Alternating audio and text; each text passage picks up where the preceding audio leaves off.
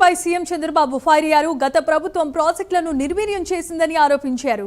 పులిచింతల, గుండ్లకమ్మ ప్రాజెక్టులు కొట్టుకుపోతే రిపేర్లు కూడా చేయలేదని అన్నారు. కనీసం కాలువల్లో పూడికలు కూడా తీయలేదని మండిపడ్డారు. పట్టిసీమ వట్టిసీమ అన్నారని, ప్రాజెక్టు దండగాని అవహేళన చేసిన విషయాన్ని ధ్వజమెత్తారు. ప్రాజెక్టు ముందుకెళ్లకుండా ఉండేందుకు అడ్డుపడ్డారని కూడా ఆరోపణలు గుప్పించారు. ఇప్పుడు ఆ నీరే డెల్టాను కాపాడుతోందని చంద్రబాబు గుర్తు చేశారు. 2014లో చాలా ఇబ్బందులు ఉన్నాయి. ఆర్థికంగా వెసులుబాటు లేదు. నాకు ఆఫీసు కూడా లేదు. ఎస్సీ ఆఫీసు విజయవాడలో నా క్యాంప్ ఆఫీసు, బస్సే నా బస. అందులోనే పడుకునేవాడిని. అక్కడి నుంచి పనిచేశాం. కానీ పట్టుదలతో ఈ కృష్ణా డెల్టాకు న్యాయం జరగాలనే ఉద్దేశంతో సంవత్సరంలో పట్టిసీమ పూర్తి చేసి నీళ్లు తీసుకొచ్చి కృష్ణా డెల్టాను కాపాడిన ఘనత ఆ రోజు తెలుగుదేశం పార్టీ ఎన్డీఏ ప్రభుత్వం. 80 టీఎంసీ నీళ్లు, 13 లక్షల ఎకరాలు స్టెబిలైజేషన్. కృష్ణవేణి నీలం రంగు, అదే గోదావరి అరుణవర్ణం. అది రెడ్గా ఉంటుంది, ఇది బ్లూగా ఉంటుంది. రెండు కలిపి గోల్డ్గా తయారైంది, బంగారంగా తయారయ్యే పరిస్థితి వచ్చింది. కలర్లు కూడా బంగారు కలరే. వెలుగొండ నేనే 96లో ఫౌండేషన్ వేశాను. కరువు జిల్లాలు, ఆ ప్రాంతమే కరువు, మార్కాపూర్ ప్రాంతం. అలాంటిది సెప్టెంబర్ 1వ తారీఖున నేనేసిన 96లో ఫౌండేషన్ వేసి 2026 సెప్టెంబర్ 1వ తారీఖున దాన్ని ఫేజ్ 1 జాతికి అంకితం చేస్తామని చెప్పి కూడా నేను మీకు తెలియజేస్తున్నా. మీరు ఇక్కడ గుర్తుపెట్టుకోవాలి, దగ్గర 4,000 కోట్ల రూపాయల పనులు బకాయిలుంటే అన్నీ కూడా అక్కడ పోయి నాటకాలాడి పూర్తి అయిపోయింది. జాతికి అంకితం చేస్తున్నానని చెప్పి ఒక బోర్డు వేసి ఇనాగరేట్ చేశాడు. టనల్స్ లో మెషిన్ కూడా ఇరక్కపోయింది, అది కూడా చెప్పలేదు. అంటే ఏ విధంగా ప్రజల్ని మోసం చేస్తారో నాకైతే అర్థం కాలేదు. నేను అందుకనే ఈరోజు అన్ని పనులు పూర్తి చేస్తాం, జాతికి అంకితం చేస్తాం.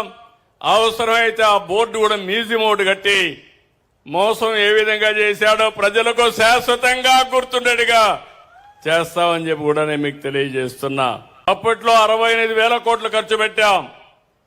2 ఏళ్లలో మళ్లీ 24,000 కోట్లు ఖర్చు పెట్టాం. ఇది ఈ ప్రభుత్వం యొక్క చిత్తశుద్ధి.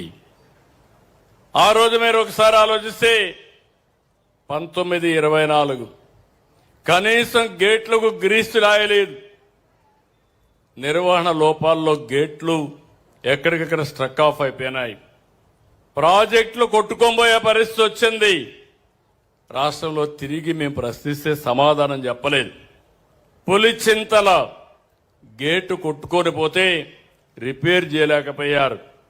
గుండ్లకమ్మ గేటు ఊడిపోయింది, రిపేర్ చేయాలంటే కాంట్రాక్టర్ రాని పరిస్థితి. వస్తే పనిచేస్తే డబ్బులు ఇవ్వరు కాబట్టి మేము రామని మొరాయించే పరిస్థితి. ఇంకో పక్క మీరు చూస్తే కాలవల్లో ఎక్కడా పూడికి తీయని పరిస్థితి.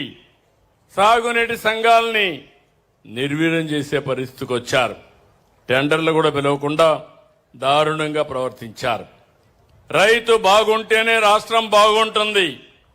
ఇరిగేషన్ శాఖకు ఎక్కడ లేని ప్రాధాన్యత ఇస్తామని చెప్పి కూడా నేను మీకు తెలియజేస్తున్నా. మొన్నే తుంగభద్ర 75 సంవత్సరాల్లో తొలిసారి గేటు పోతే కొత్త గేట్లు పెట్టించాం. నిన్ననే ధవళేశ్వరం బ్యారేజ్ గేట్లు పోతే 1924 ఒక్క పని చేయకపోతే 135 కోట్లు ఖర్చు పెట్టి అవన్నీ కూడా పూర్తి చేసే పరిస్థితికి వచ్చాం. విజయవాడ, గుంటూరు, మంగళగిరి ఇవన్నీ కలిపి అమరావతి, దానికి కూడా ఎన్ని విధాలు అడ్డం పడ్డారో మీరే చూస్తున్నారు. కడాన 99.5% రైతులందరూ భూములు ఇచ్చారు. 2.5 ఎకరాలు 5 ఎకరాలు ఒక రైతు అడ్డం పెట్టి రోడ్డు రానియకుండా సీడ్ యాక్సెస్ రోడ్డుకి అడ్డం పడే పరిస్థితికి వచ్చాడు. ఎన్ని చెప్పినా వినకపోతే కడాన ల్యాండ్ ఎక్విజిషన్కి ముందుకు పోయి, అది కూడా ఆయన తప్పు కాదు, అపోజిషన్ పార్టీలో ఉండే వ్యక్తులు వాళ్ళని ప్రోత్సహించి ప్రేరేపించి రోడ్డు వస్తే మంచి పేరు వస్తుందని, రేపు అది అయిపోతానే మీరు పోయి చూడాలి. ఆగస్టు 15కి సీడ్ యాక్సెస్ రోడ్డు వస్తుంది. ఆ తర్వాత మీరు ఆ రోడ్లో పోతే మీకే అర్థమవుతుంది అమరావతి యొక్క విశిష్టత. నేను ఆ రోజు పట్టిసీమను తీసుకొస్తే ఆనాటి ప్రతిపక్షం ఎన్ని విధాలుగా నన్ను విమర్శించాలంటే విమర్శించారు. పట్టిసీమ ఒట్టిసీమ అన్నారు, పట్టిసీమ దండగా అన్నారు, ఎక్కడ నీళ్లు పెడతారని అడిగారు. 80 టీఎంసీ నీళ్లు తెస్తారు, తీసుకొచ్చి ప్రకాశం బ్యారేజ్ అంతా 2 టీఎంసీ 4 టీఎంసీ ఉంటుంది, ఎక్కడ పెడతారంటే నేను చాలా వివరంగా చెప్పాను. ఆ నీళ్లు వస్తే పొలాలకు వెళ్తాయి, ప్రతిరోజు ఒక 14-15 వేల టీఎంసీ నీళ్లు కావాలి. అక్కడ నేను తెచ్చేది 8 టీఎంసీ నీళ్లు తెస్తామంటే ససేమరా వద్దంటే వద్దు, చేయకూడదు, మీకు పేరు రాకూడదని అడ్డం పడే పరిస్థితికి వచ్చారు. నేను ఆ రోజు భయపడుంటే ఈ 10 సంవత్సరాలు కృష్ణా డెల్టా ఏమయ్యేదో మీరు ఒక్కసారి ఆలోచించమని మిమ్మల్ని అందరినీ కోరుతున్నా.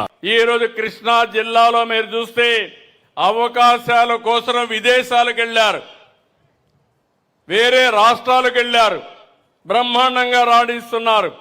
భవిష్యత్తులో ఎక్కడి నుంచైనా సరే ఇక్కడికొచ్చి రాణించాలి, ఈ గడ్డలో పుట్టిన వాళ్ళు ఈ గడ్డలోనే రాణించాలనేది మా ప్రగాఢమైన ఆకాంక్ష. ఇప్పుడుండే 3,26,000 రూపాయలు తలసరి ఆదాయం 55 లక్షలు కావాలి. దానికి నీటి ప్రాధాన్యత ఉంది, నీరుంటే ఇవన్నీ సాధ్యం. ఇటీవల పెట్టుబడులు మీరు చూస్తున్నారు, అన్నీ వస్తాయి. దయచేసి ఈరోజు మిమ్మల్ని ఒకటే కోరుతున్నాం, రాష్ట్రంలో ఉండే ప్రజలందరినీ కోరుతున్నాం, మీలో ఒక ఆలోచన రావాలి, నిత్యం ఒక చైతన్యంతో ముందుకు పోవాలి, మంచిని ప్రోత్సహించాలి, చెడును ఖండించాలి. చెడును ఖండించకపోవడం కూడా తప్పే, ఆ విషయం కూడా చెప్తున్నా మీ అందరికీ. నీకు చెడు జరిగితే మాత్రం బాధపడి సమాజంలో చెడు జరుగుతూ ఉంటే ప్రేక్షకులుగా ఉంటే దానివల్ల సమాజం కూడా కలుషితం అయిపోతే ఆ నష్టం కూడా మనకే వస్తుంది. ఈ విషయాన్ని గుర్తుపెట్టుకోవాల్సిందిగా మరొక్కసారి కోరుకుంటూ